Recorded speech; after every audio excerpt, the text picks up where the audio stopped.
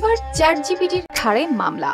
অভিযোগ, ব্যবহারকারীর সঙ্গী সেজে মৃত্যুর দিকেই হাত ধরে টেনে নিয়ে গেছে তাকে। মাত্র 16 বছরের এই কিশোর ভেবেছিল তার সেরা বন্ধু এআই চ্যাটবট, কিন্তু সেই বন্ধুই নাকি তাকে শিখিয়েছে মৃত্যুর পথ।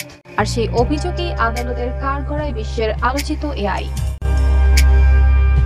নাম অ্যাডাম রাইন। হাসি খুশি, প্রাণবন্ত খেলাধুলা আর মজার ছলে ভরা এই কিশোরকে কেউ ভাবতেও পারেনি এমন এক পরিণতি অপেক্ষা করছে তার জন্য। অ্যাডাম বাস্কেটবল, ভিডিও গেম, জাপানি অ্যানিমে আর কুকুর ভালোবাসতো, কিন্তু স্কুল টিম থেকে বাদ পড়া আর দীর্ঘ অসুস্থতা তাকে একা করে দিয়েছিল। অনলাইন পড়াশোনায় সে আরো বিচ্ছিন্ন হয়ে পড়ে।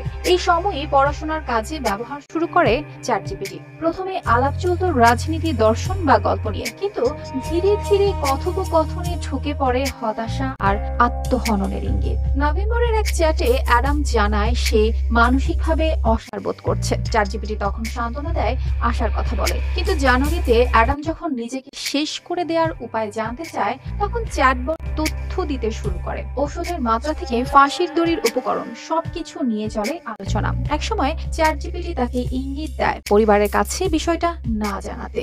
শুক্রবার বিকেলে মা তার ছেলে ঝুলন্ত দেহ খুঁজে পান আলমারিতে। কোনো চিরকুট ছিল না। পরে বাবা ছেলের ফোনে খুঁজে পান সেই ভয়ঙ্কর কথোপকথন। দেখা যায় মৃত্যুর কয়েক ঘন্টা আগে অ্যাডাম ছবি পাঠিয়েছিল দড়ি আর জিজ্ঞেস করেছিল, এটা কি একজন মানুষকে ঝোলাতে পারবে?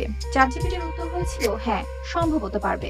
এই ঘটনার পর ভেঙে পড়া মা মারিয়া রাইন বলেন, চ্যাটজিপিটি তার ছেলেকে মেরেছে। বাবা ম্যাট রাইনও বিশ্বাস করেন এআই ছেলেকে মৃত্যুর দিকে ঠেলে দিয়েছে। তাই তারা মামলা করেছেন ওপেন এআই এর বিরুদ্ধে।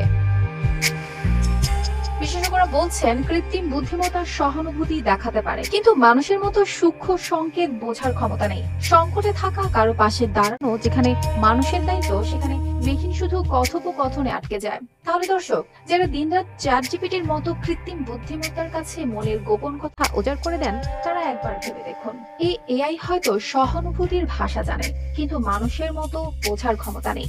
ভুল সময়ে ভুল পরামর্শ যে কতটা ভয়ঙ্কর হতে পারে, অ্যাডামের গল্পই তার নির্মম উদাহরণ।